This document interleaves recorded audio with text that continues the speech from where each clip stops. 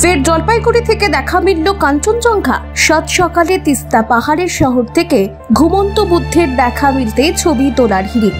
জলপাইগুড়ি শহরের sports complex, করলা নদী সংলগ্ন এলাকা, রাজবাড়ি, জলপাইগুড়ি রোড স্টেশন, পাহাড়পুর, মোহিতনগর সহ বিভিন্ন এলাকা থেকে ঝকঝকে পাহাড় ও চির তুষারাবৃত কাঞ্চনজঙ্ঘার দেখা মিলেছে আজ।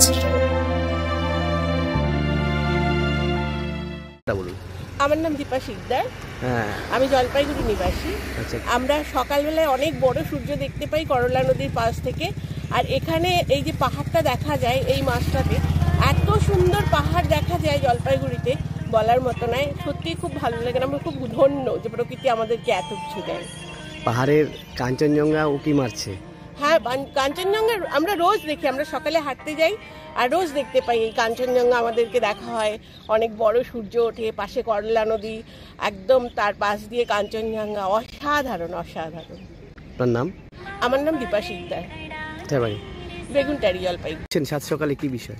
খুবই ভালো লাগছে। প্রথমবার দেখিনি, সেকেন্ড টাইম এটা আমার। বাস খুব ভালো লাগছে। কি দেখছেন? কাঞ্চনজঙ্ঘা, তার মধ্যে করলা নদীর পাশ থেকে বয়ে যাওয়া।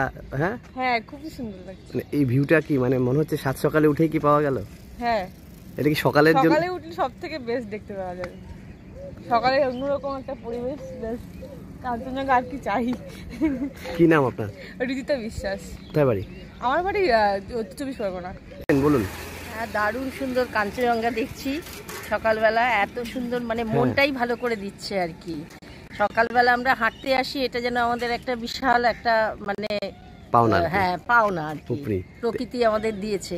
জলপাইগুড়ি শহর থেকে দেখতে পাচ্ছেন কেমন? জলপাইগুড়ি শহর থেকে দেখতে পাচ্ছি কাঞ্চনজঙ্ঘা। আমাদের দার্জিলিং যেতে হচ্ছে না, এটাই মানে আমাদের কাছে একটা বিশাল পাওয়া। কি নাম আপনার? আর আমার নাম সুজাতা নিয়োগী।